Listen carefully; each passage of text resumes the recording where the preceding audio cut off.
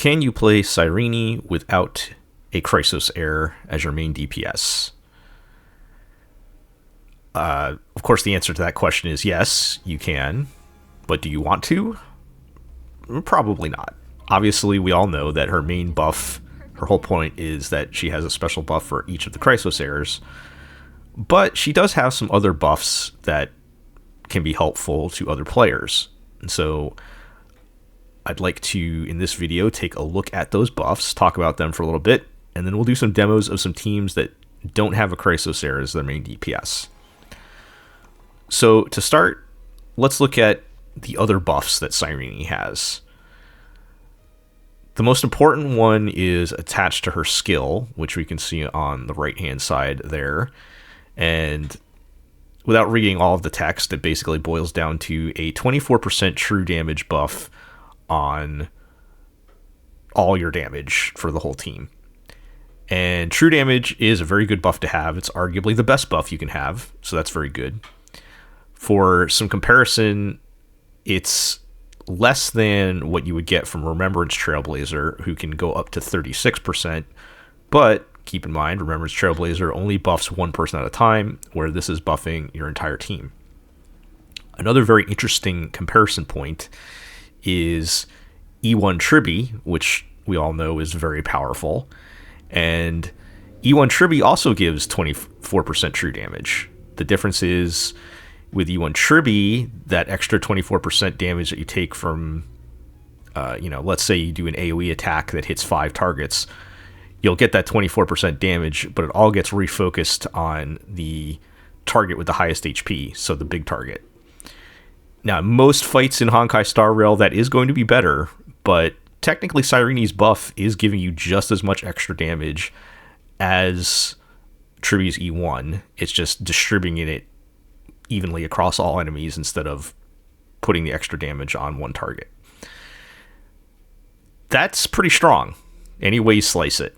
So that's her best buff, and that is good for anybody, regardless of whether you're a Chrysos heir or not, and it applies to the whole team. Now, she does have some other damage increases. So on her talent, when Cyrene is on the field at the very end here, when she's on the field, it increases damage dealt by all ally targets by 20%.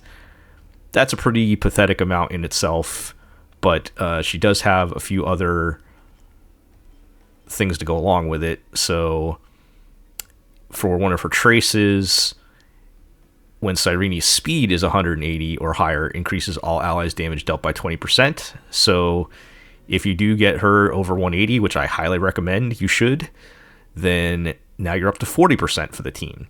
And still not great, but we're getting somewhere. And then finally, if you do use Cyrene's big ultimate buff, which normally is the special effect for the Chrysos heirs, it does give you something if you're not a Chrysos heir. So the final sentence on the right-hand side, when the character is not a Chrysos heir, increases the target's damage dealt by 40% for 2 turns. This effect also applies on memo sprites. So your team will get the 40% total damage dealt buff, and then you can target somebody for 2 turns to get an additional 40% damage buff, which you can hand out to 2 people if you wanted to in the beginning, or you could save it to keep the buff going. That would bring the total to 80% damage dealt increased for your main DPS with Cyrene on your team. Is that good? It's not bad. By the time you start getting up into that high amount, it's a noticeable difference. Not as great as the true damage buff, but it's something. And I do think it's ridiculous that it only lasts for 2 turns, which if you have characters that action advance a lot, it'll dry up probably faster than you can keep it up with Cyrene's ultimate. But it's close enough to where you can get pretty close to 100% uptime. And finally, on top of that, there's the fact that Cyrene buffs herself quite a bit and can do an okay amount of damage. Probably more damage than your typical support character. I don't really have her built well for damage. I think you can build her a little better than I have it. But it's something. It's a little something extra that you'd be getting, wouldn't be getting out of another support. Unless it's Tribby. She's not doing quite as much damage as Tribby, but most other characters she is. So,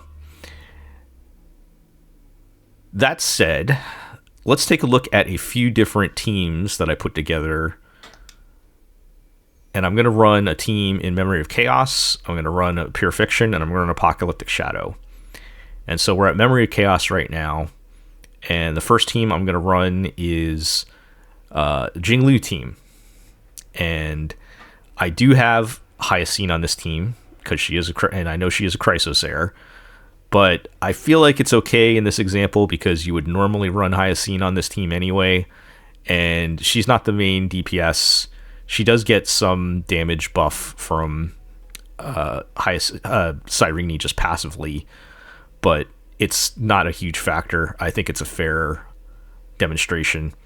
And I'm also finding there's only so many teams that don't have Chrysos heirs as a DPS that are in the meta right now. So we're going to roll with Jingliu on this one. Disregard the Bailu team in the second slot. That is my special Bailu build that I can't show you, or Huohuo will ban my account. So, let's see how this is actually going to work. Now, right away, we are at a disadvantage because, well, we have a slight advantage because we have Hyacine and Little Ika on the team, because you do start with extra stacks for Cyrene, depending on how many Chrysos heirs or remembrance characters you have, including their memo sprites. So you can see we actually do start with 2 stacks, but otherwise we got nothing. So stars, shine for the heroes. This is going to be a little tricky. We want to make sure we have skill points for everybody. So Hyacine is actually the lowest priority. We want Jingliu to get into her ultimate mode right away, and we want to make sure Sunday has a point to action advance, otherwise he's completely useless. And right away I just made a mistake. I should have advanced first to get the buff from Sunday, but oh well. And I want to use her ult before I use Sunday's ult because I don't want to waste the extra energy. That's normal stuff whether you're playing Cyrene or not. And always make sure you have Cyrene is the top priority for your skill points. Like, I think we might not be able to skill with Hyacine until Cyrene gets her ult.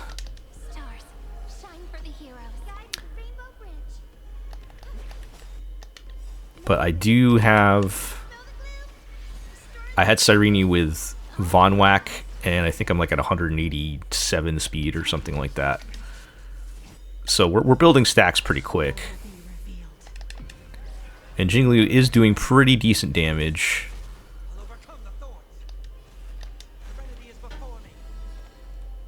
I'll admit a lot of that is the Hyacine max HP buff, but again, you would normally, even with the Tribby team or a Robin or whoever else you might be playing, you'd still be running Hyacine, so.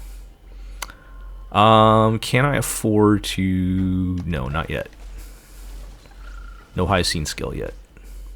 Next time, though. Okay.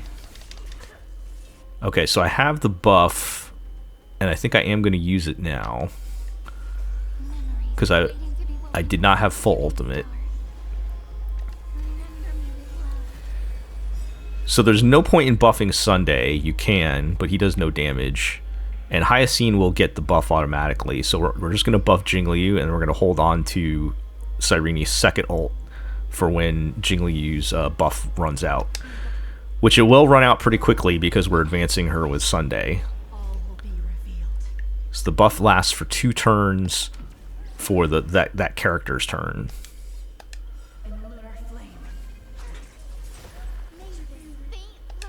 And we can tell it wears off when you see the big heart go away over their head.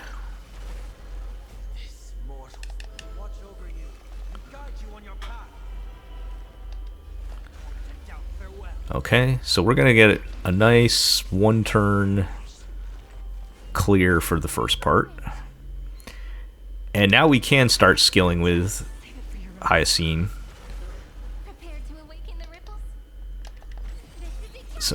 Cyrene now becomes skill point neutral, and Jingliu skill point neutral, and with Sunday's light cone, he's also kind of skill point neutral. Okay, so you see the heart went away for Jingliu, so we'll use the Cyrene ult.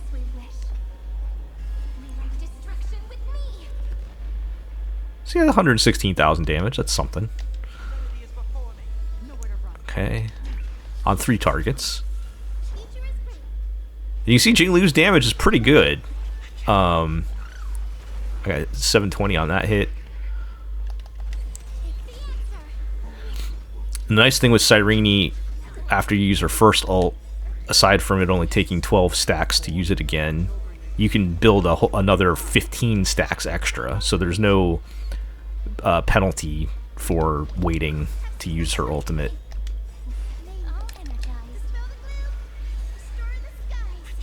Try to keep Hyacine's ultimate up so that Jingliu's doing maximum damage. Now I do have E1 Jingliu, which helps do a little more damage against single target enemies, I believe. But by modern day Eidolon standards, it's not really that crazy. Okay, keep the heart on Jingliu.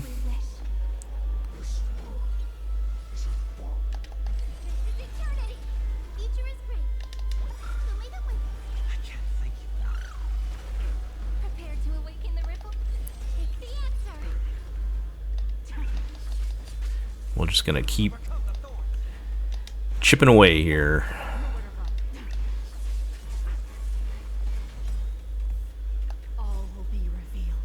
Oh, I should have used Cyrene's ult first, so I would have had a buff on Jingliu's ult.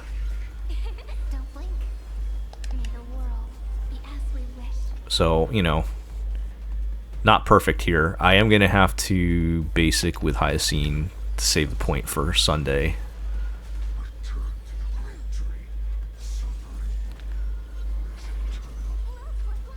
Okay, can we get this into 3 turns, I wonder?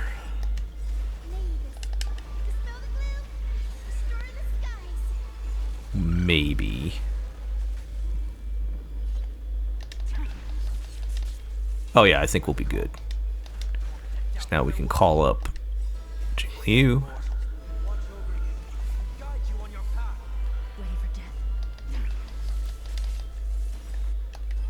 There we go.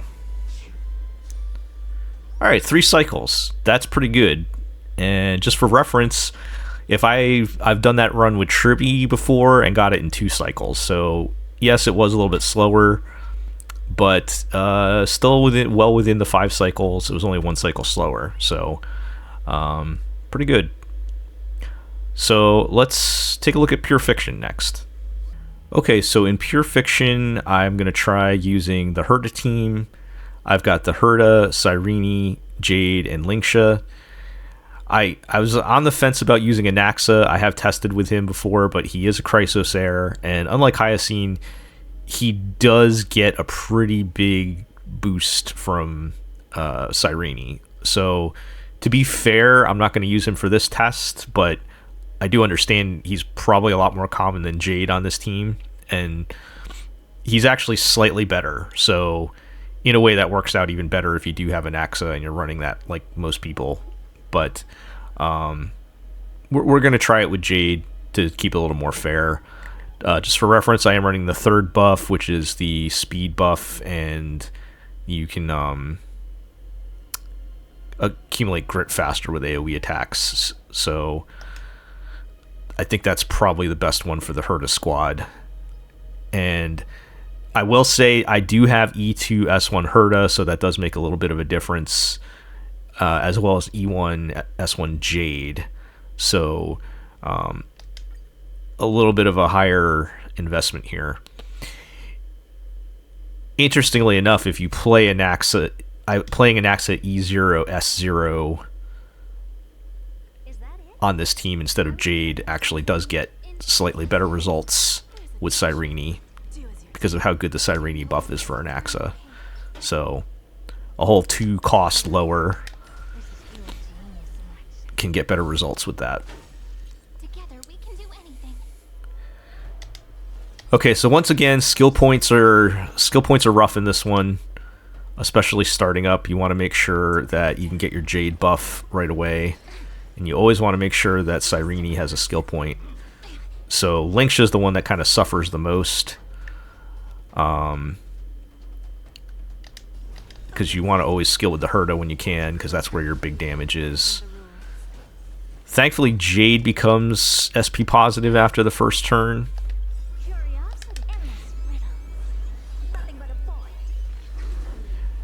And it works out okay because in this first part, because these enemies are kind of weak anyway, so long as Herta is blasting, you're probably in good shape. Even though you're literally getting nothing out of Cyrene. Other than her buffs, of course. Yeah, so like that was a quick clear for the first part. Okay, yep, I didn't even have a skill for Herta at that point, because I didn't need to make sure Cyrene had it. And you do have to watch out with Lingsha, because you don't want her bunnies to run out, so she's going to need a skill at some point too.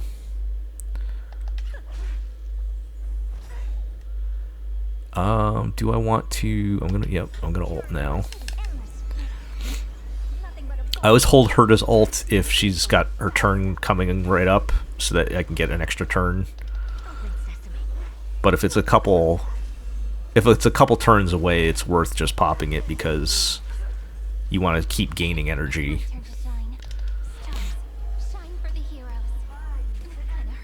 So with the Herta, everybody can contribute to her energy, so you don't want to waste it.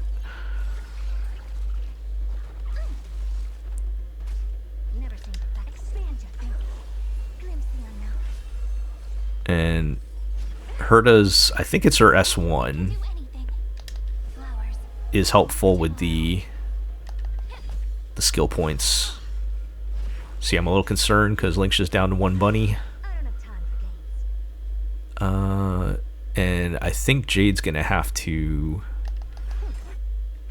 skill again soon. That's the other thing, you want to make sure Jade doesn't miss her skill. So just to be safe, I built a few extra skill points up there.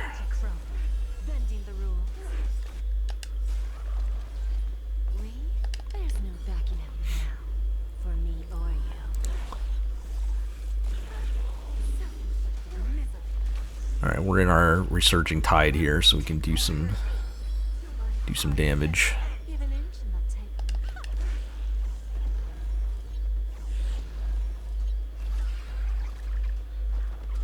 Alright, well, we got the Cyrene buff.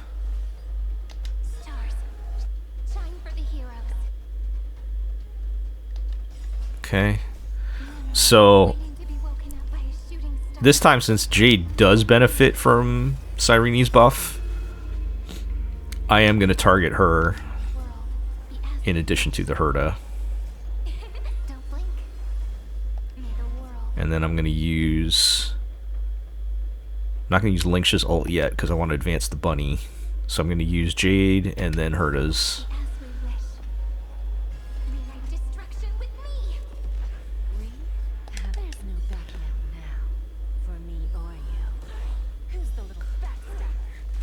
Looks like the Herta had a turn coming up anyway, so I probably should have held it.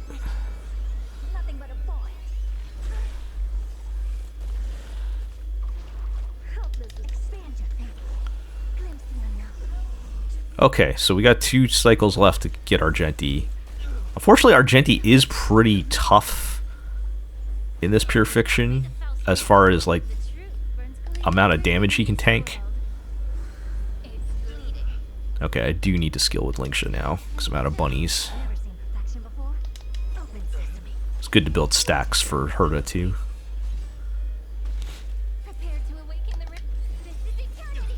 As is Cyrene, actually. After the initial ult, just anybody that's doing AoE damage is helping the Herta a bit. Okay, I'm tempted to use her ult so I can get it off within Resurging Tide, but I'd rather just get the extra turn.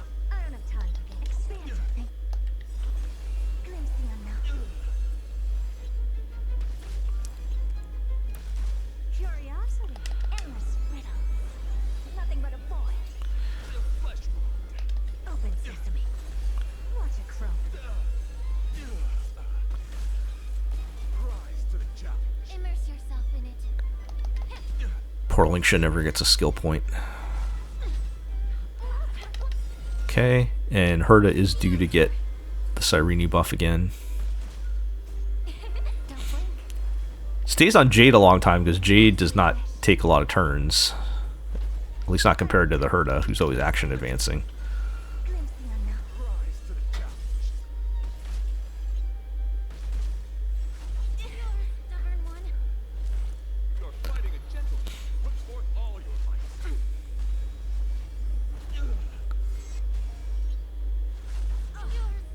Come on. Alright. Alright, I'm gonna hold Herta's.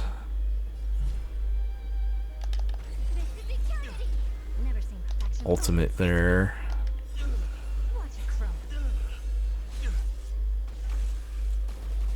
And it's nice we'll get, I mean, she'll get 2 turns within the Resurging Tide.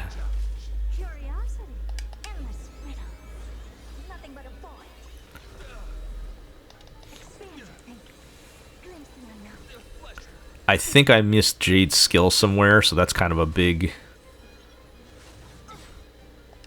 That's kind of a big thing.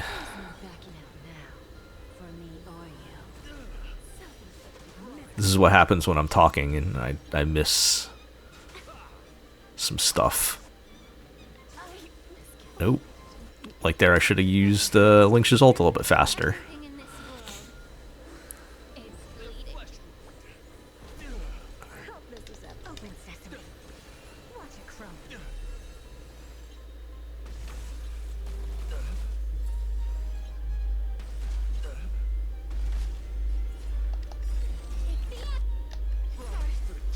Okay, will this be enough for her to get her ult again? No, but that will. So we'll get one more shot in here.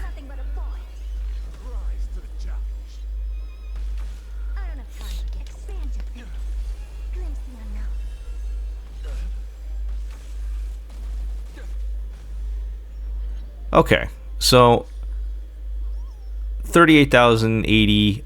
I've gotten slightly higher with this team. I haven't hit 40,000 with it yet. I feel like if I was not playing as sloppy and maybe with some adjustments to my gameplay, I would probably be able to get 40,000 or pretty close to it. Either way, that's, you know, plenty for the sake of clearing pure fiction. You only need 30,000, right, for 1/2. So it's still a comfortable clear, even though I didn't hit the 40,000. I can hit 40,000 with the Naxa if I'm playing an Naxa instead of Jade. So that will be most people. So you have a better chance in that regard. Okay, let's move on and check out Apocalyptic Shadow.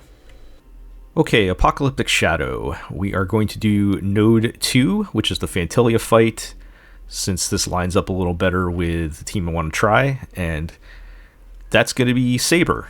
So I've got her E0S1, and we're going to be using Huohuo this time for sustain, who's E0S0. I don't have her light cone either. And let's see how it goes.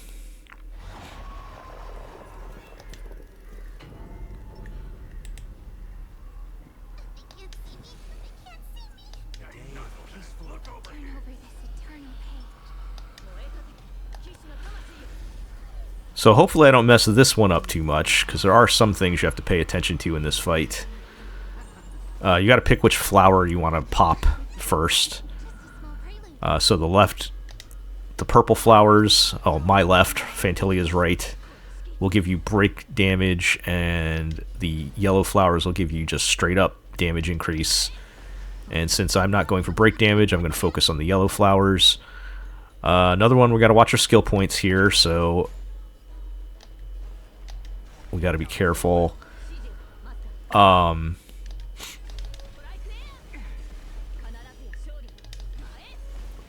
is here mostly for the energy, because there are actually ways to recover HP in this fight. At certain points, killing the flowers will restore your health, and also when you break Phantilia. So, or when she switches forms, because this is a 2-phase fight. Okay, make sure Cyrene has a skill point.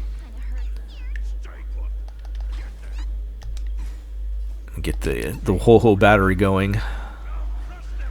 And since Phantilia is exposed at the moment, I'm going to try to reduce her weak toughness as much as we can.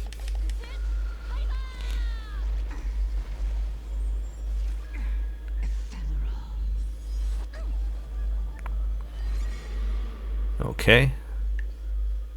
So the second part of this.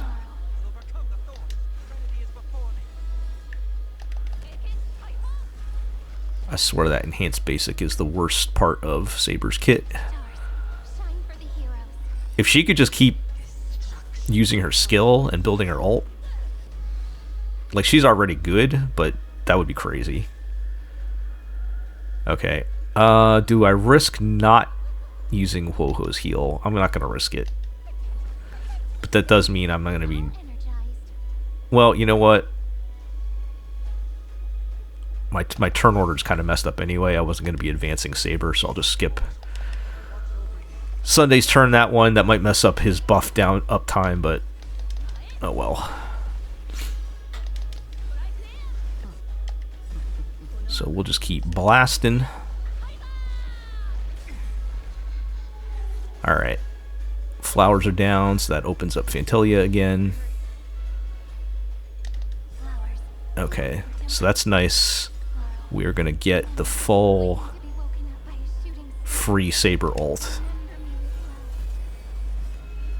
which is a lot of energy. And I'm going to hold on to Cyrene's ultimate so that I can use it when Saber needs it again.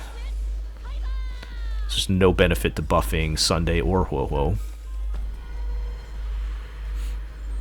And we're going to get the energy gain right away, both from Sunday and Huohuo, from their ults, which is nice.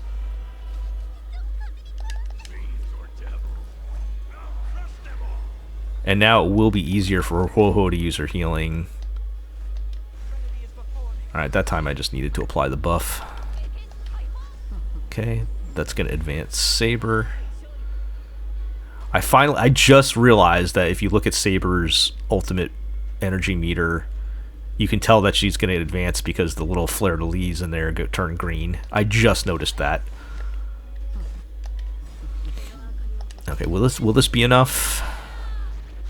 Yes.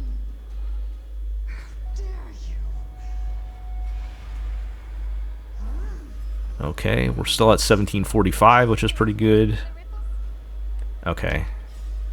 So Saber's buff is over, so we can reapply that.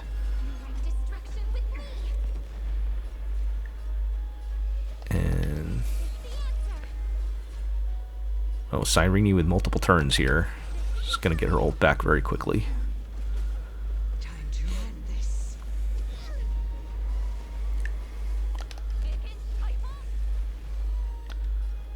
Okay. Now we can't afford to Huohuo heal. Which you want to do even if you don't need to heal, if you can, if you have the skill points, because you want to build her energy quickly. Because the faster you build Huohuo's energy, the faster that you can buff Saber's energy. And Sunday. Because Sunday also will then be able to buff Saber's energy. That is team synergy. Okay, we gotta reapply the Saber buff. And you can see, even with that 2-turn duration, it's not very hard to keep your uptime. Getting 12 stacks with Cyrene is really not that bad. Okay, we gotta heal again. And that'll give us some energy buff. Will that be enough? Nope. Okay, that'll be enough to advance, and then we'll get the ultimate. And this should knock her... Well, it's not going to knock her out, but it'll open it up so I can start lowering her toughness.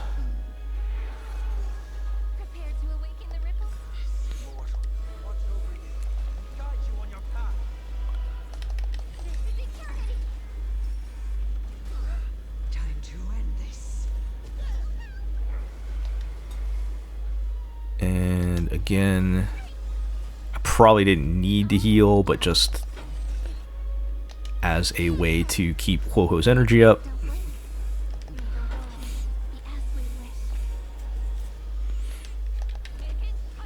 Okay, that'll advance Saber. This might knock her out. Nope, not enough. But I'm gonna get her after Sunday advances Saber. Alright. Let's try to end it.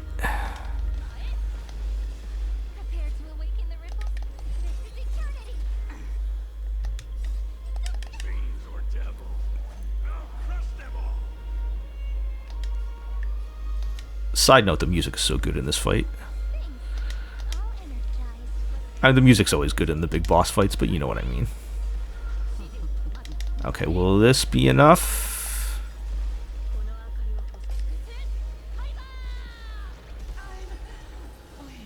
Okay. That's actually the highest I've gotten with this team so far. So 35-17. That is actually pretty great. And the crazy part on this one is that is better than the score I've gotten from using Tribi or Robin on this team instead of Cyrene. So that's actually technically an improvement. I think it's about the same because I scored, I think, 34-70 something with the other teams. In Apocalyptic Shadow, that's about the same. I make, one small mistake somewhere, then you're going to lose that extra 40 points or whatever. So not that big a deal. But that one was my most impressive outing with her, I think. Surprised how good she ended up working with Saber. But this fight also kind of lends itself to it pretty well, this particular team being able to pop those flowers and do that much damage. So just some final thoughts. To answer the question, yes, you can play Cyrene as your support. I do not, and let me be clear, do not recommend you pull her as a general support. She is clearly inferior to running, Tribi or Robin or Huohuo Mei or whoever in most situations. But, if you really love Cyrene, you want to play her no matter what on all your teams, you're not going to brick your account by pulling her. She's a viable option, even if you might lose a cycle or whatever off of your clear times. And then, if you do have the Chrysos Heirs, she's pretty good. She's either probably a side grade or an upgrade on some cases. So I think that's pretty cool. It gives you some flexibility to not just have to play whatever the best team is. And it's, if you can play the character you want. Imagine that. All right, well, hopefully this was informative or at least a little bit entertaining. If you liked it, like, comment, subscribe, all that good stuff. And we'll catch you next time. Bye.